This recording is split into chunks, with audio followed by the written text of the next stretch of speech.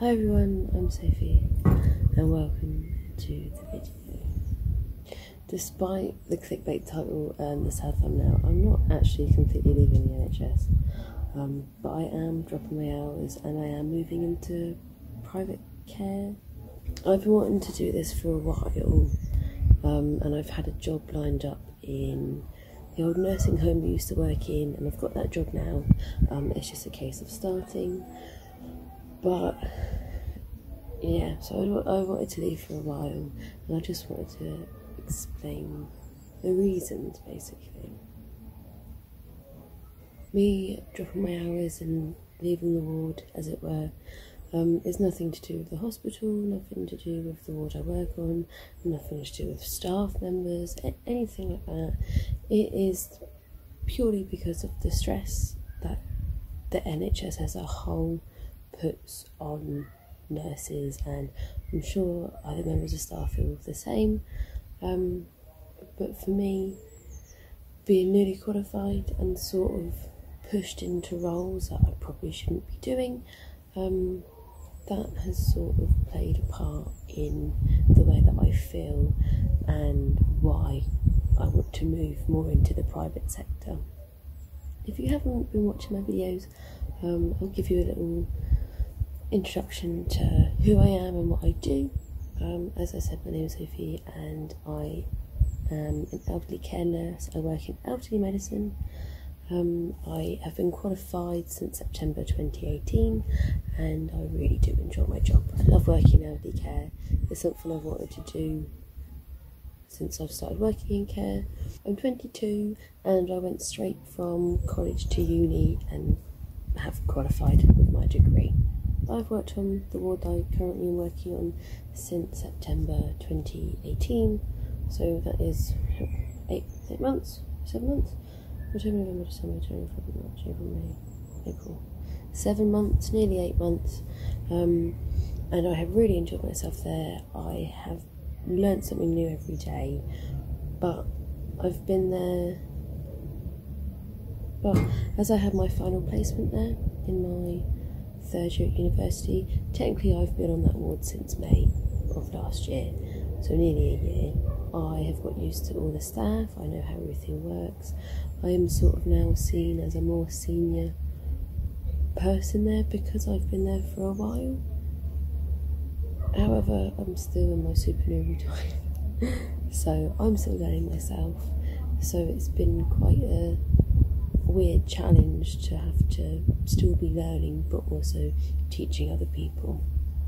Along with that sort of pressure and stress, since February of this year I have started taking charge on the night shifts. So on my ward, night shifts will consist of 5 members of staff, 2 nurses and 3 HCAs. There'll be a nurse in charge and then the rest of the team. When I first started taking charge, I was quite happy to do it because I thought, oh, they obviously think I'm capable. So I thought it'd be a new challenge, a new experience. So I said yes, and I was put on a month worth of nights. And since then, it seems that because I'm doing a good job, I've been put on pretty much permanent nights, and I'm always in charge. And I'm usually always with an agency nurse, which is fine. I don't mind working with agency, I'll work with absolutely anyone. But as a newly qualified nurse, not, like, it's a lot of pressure to have on me. Especially if a nurse hasn't been working there before, doesn't know how things work and things like that. It has been a bit of a struggle. Some nights are really good. I have some really good agency nurses that regularly work on my ward and they're fantastic, I have no problem with them. But I've had some where it's just been like breakdown worthy sort of stress, and I don't feel I should be put under that much stress. Being newly qualified, I did just sort of take it for a while, because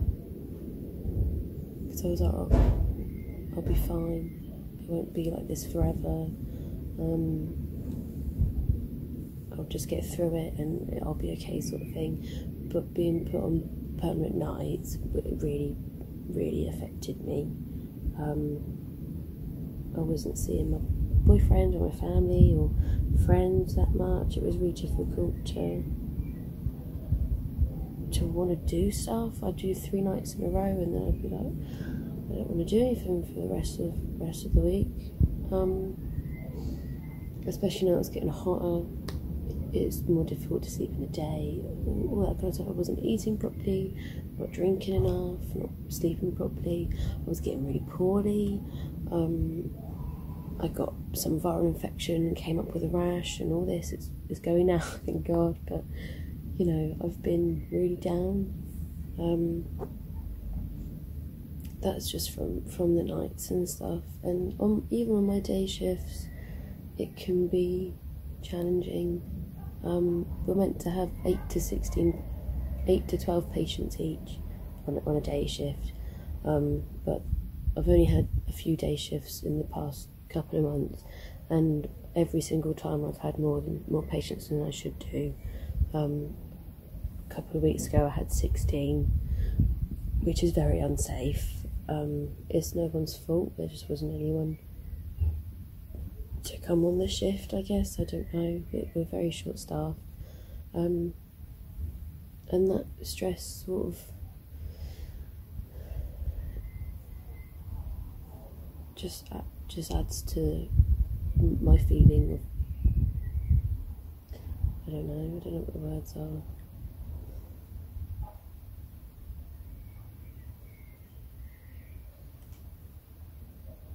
I did have a meeting with my ward manager about this, because a couple of weeks ago on like the day shift, that was just horrible. I had a little breakdown when I got home, and I just thought, I can't do this anymore. This is too much for me. Since September as well, I've only had a week off as like actual annual leave. The rest of it, because they're so short, they'll give me annual leave, but then I'll be working shifts in the same week, so it's not really annual leave, it's just days off, but it's just using up my annual leave. And again, I just sort of went with it because I was like, oh, I'll be fine, like it doesn't matter. But I thought that if I carried on, I would just burn out and I wouldn't be okay. It's bank holiday weekend at the moment, Easter bank holiday weekend, and I've just been to one of my best friend's weddings as her bridesmaid. It was lovely. She's a nurse as well, and yeah, so I booked this as annual leave this weekend. But I was meant to be doing 3 nights at the start of the week, but they gave it to me off as like stress leave. So that was nice of them, and yeah, they got that sorted. I have been, even though it's been really stressful and been really hectic and been challenging, the way that my ward manager has acted with me has been so reassuring and so comforting and so nice, and I was terrified to go and see her, because I hate letting the ward down, I hate letting people down. I know that we're short staffed as it is. For me to want to drop my hours and to feel like this, I thought would just be, I don't know, but she said that's fine. She was like, whatever you want to do. So that's been really nice. I've had like 12 days off now. I go back tomorrow night, and it's been really nice to just not think about work. I'm excited for the journey ahead when I start at the nursing home. I was there for about 4 years before I started at the hospital. So I got my job at the nursing home when I was in college doing work experience, and they offered me a job, and I was there through my whole last year of college, my whole nurse training, and they wanted me to come back full time. And I did say no, I did say yes initially, but then I got offered the job on the ward I am now, because that's where my last placement was, and so I accepted there, and I'm so happy that I did, even though it's been very stressful. Like, nothing will prepare you. I can tell you all my stories, and you'll probably have something different when you start as a newly qualified. Everyone's different. Everyone's situation is going to be different. But I have really enjoyed myself, and I will stay there. Even if I leave and go full time in the private sector, I will still do agency work and come back, because I'll miss the staff. I love the patients as well. I also got Employee of the Month out of the whole of the medicine department, which is like 26 wards or something, and it includes ED, so I think I did pretty well with that. I was really happy with that, actually. It showed that I am valued, and they do appreciate the work that I do. I feel like I do a good job when I'm able. Sometimes it's really difficult when you haven't got the staff and that, but that's how it is everywhere. Yeah, I still have good days and bad days, or good nights and bad nights, but the good moments in the days make up for everything else. They really, really do. I had my first cardiac arrest a couple of weeks ago on one of my day shifts, which was strange. He died. He was for resus, and we resussed him. I was on his airway, so head tilt chin lift with the bad valve mask over. Someone was squeezing and I was holding it. Consultant started doing compressions, and then people took over. But he died, and that was really sad. But yeah, I'd gone through my whole 3 years of training and 6 months of being qualified, and that was my first ever one. So if you haven't been involved in one, don't worry, because I didn't until literally 3 weeks ago. I literally don't think I have anything else to tell you. No. If you are a nursing student just approaching your final placement, I'm not sure how it all works, but this time last year I was getting ready for my final placement and handing in my dissertation. I think I'd handed in my dissertation by now, I think. But if you are a nursing student in your final year, good luck with your dissertation, good luck on your final placement. If you're in another year, good luck with whatever you're doing at the moment. I hope you've had a nice Easter. If you've enjoyed the video, please give it a like and subscribe if you want to see more. I will be posting another update when I start a job at the nursing home, so turn notifications on if you want to see that. I will see you in the next video. Take care and have a lovely day.